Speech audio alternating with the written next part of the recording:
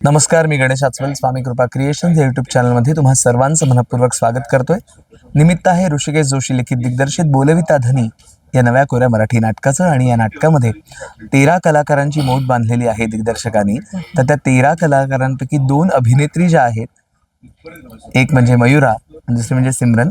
मयुराला आधी पण आपण नमस्कार. भेटलेलो आहोत संगीत संन्यस्त खडगच्या वेळेला. हो. आणि सिमरनला सुद्धा आपण अरेला कारे किंवा त्याच्या आधी एकांकिका, रुईयाचा प्रवास, आपलं जे कनेक्शन आहे ते येस, रुईयाचं कनेक्शन आहे ते. तर त्याबद्दल मी सिमरनकडनं सुरुवात करतो की रुईयाच्या एकांकिकांपासून हा व्यावसायिक रंगभूमीपर्यंतचा तुझा जो प्रवास आहे तो खूप इंटरेस्टिंग आहे. आणि आता ऋषिकेश जोशींच्या दिग्दर्शनाखाली या नाटकात तू काम करतेस, त्याबद्दल ऐकायला आवडेल. हो. खरंच तुम्ही म्हटल्याप्रमाणे खूप अनएक्सपेक्टेड गोष्टी घडत गेल्या आयुष्यात आणि I am very much thankful की रुईयासारखं मला एकतर कॉलेज मिळालं. आणि त्यानंतरचा प्रवास ॲक्च्युली अनएक्सपेक्टेड होता. सवाई झाली, मग त्याच्यानंतर बाहेरून काही प्रायोगिक नाटकं केली, दीर्घांक वगैरे केले. आणि हळूहळू माझ्याही नकळत म्हणजे मी कशी ह्या सगळ्या सर्कलच्या कॉन्टॅक्टमध्ये आले मला खरंच ते कळलं नाही. येस, नशिबाच्या गोष्टी आहेत ह्या. पण येस, प्रायोगिक गोष्टींमुळे मला खरंच त्याची जास्त मेन म्हणजे मला खूप हेल्प झाली आहे. सो एकांकिका, दीर्घांक, त्याच्यानंतर काही 2 अंकी नाटकं, मग त्याच्यानंतर वाडा आला आयुष्यात. वाडाची रुंदी सारखं नाटक, टर्निंग पॉइंट एक वेगळा मोठा टर्निंग पॉइंट होता. आणि ते सुद्धा मला एकांकिका स्पर्धेमुळे मिळालेलं नाटक आहे. आणि कारण चंदू सर परीक्षक होते तिकडे. आणि मग त्यानंतर जोशी सरांच्या मी कॉन्टॅक्टमध्ये आले. अचानक मला त्यांचा कॉल वगैरे येणं आणि सगळं अचानक घडलं आयुष्यात. I am very much thankful. आणि खरंच हा प्रवास खूप सुंदर आहे माझ्यासाठी. बोलविता धनीमध्ये काय भूमिका आहे तुझी? बोलविता धनीमध्ये भूमिका माझ्या तशा 2-3 आहेत. खरं तर वेगवेगळ्या भूमिका आहेत आणि खूप ड्रॅस्टिकली वेगवेगळ्या भूमिका आहेत. सो ते तुम्हाला नक्की आवडेल. आणि वेगळ्या कालखंडातले 2 वेगळ्या कालखंडातल्या आहेत नक्कीच. आणि मी काय म्हणजे मी तर भूमिकांविषयी काही बोलणार जे तुम्हाला डिस्क्लोज करायचं आहे, म्हणजे आपल्याला काही गोष्टी रिव्हील करायच्या आहेत आणि काही गोष्टी नाही करायच्या आहेत. पण जे 2 कालखंड दाखवताना भाषेवर काही वेगळी मेहनत घेतली का? डेफिनेटली. म्हणजे प्रमाण भाषा आणि त्या काळातली जशी प्रॉपर एक टिपिकल ब्राह्मणी भाषा, जशी कोकणस्थ ब्राह्मण घराणं आहे ते. आणि त्या काळात जसं टिपिकल बोललं जायचं त्यावर बरीच मेहनत घ्यावी लागली आहे.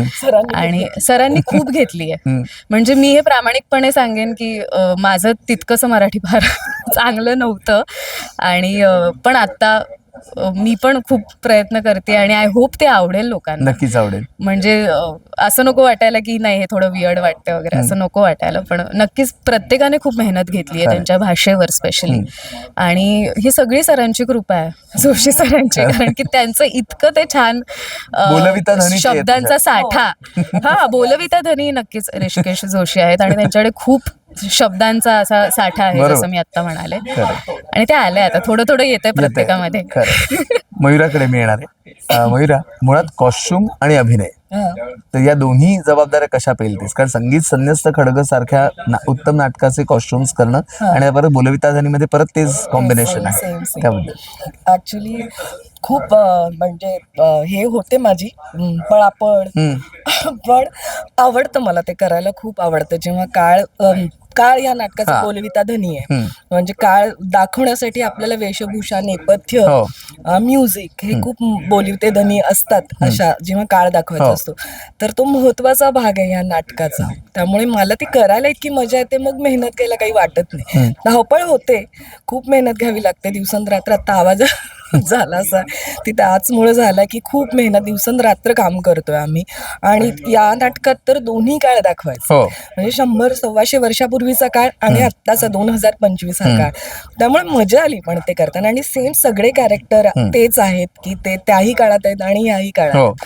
तर ते सीता और गीता सारखं जे त्यांना एक्झॅक्ट अपोजिट कपडे द्यायचे, तर ती चॅलेंज होतं माझ्यासाठी आणि मला जाम मजा आली ते करायला. तर मुळात आता सिमरननी उल्लेख केला की त्या काळातलं ब्राह्मणी वातावरण असलेलं कुटुंब, मग त्याचे कॉस्ट्युम्स वेगळे असतील आणि Correct. आताच्या काळातले जे तुम्ही कॅरेक्टर्स दाखवते ते वेगळे ट्रेंड्स असतील आहेत. त्याबद्दल.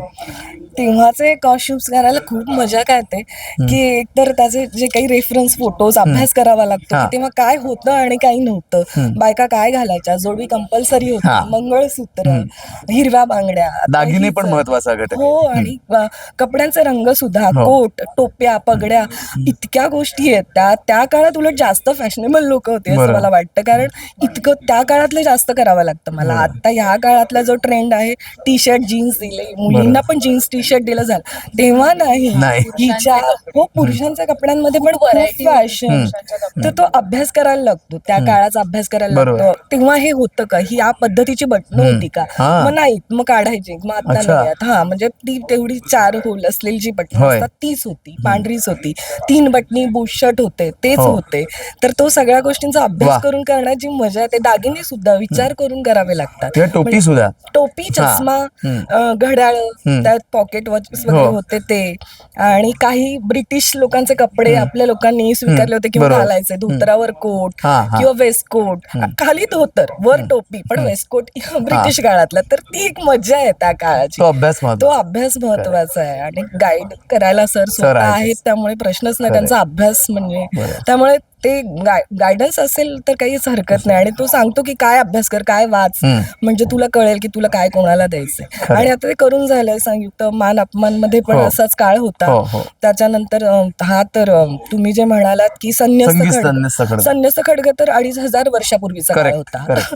आणि आता पुन्हा हा 100-125 वर्षापूर्वीचा काळ आहेच, पण आत्ताचाही काळ आहे. तर ती खूप मजा आहे. मजा आहे. खरंय.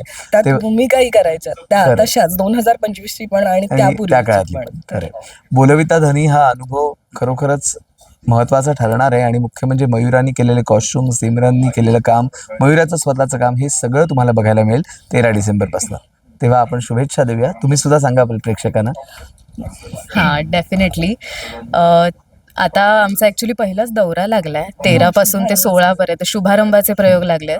पुढे धडाधड प्रयोग लागले. येस. सो आणि आम्ही तुम्हाला अपडेट करतच राहू की सगळीकडचे म्हणजे शुभारंभाचे आहेत ते. प्रयोग. आणि तर 13 तारखेला सगळे- शुभारंभाचा प्रयोग पुण्यात इथे आहे, बालगंधर्वला, रात्री 9:30 वाजता. Yes. तर पुण्यातल्या लोकांनी नक्की या, आणि मुंबईतले प्रयोगही आमच्या सोशल मीडियावर तुम्हाला कळतीलच. येस. खरंय. आणि आमचा पेज आहे बोलविता धनी या नावाचा Instagramवर.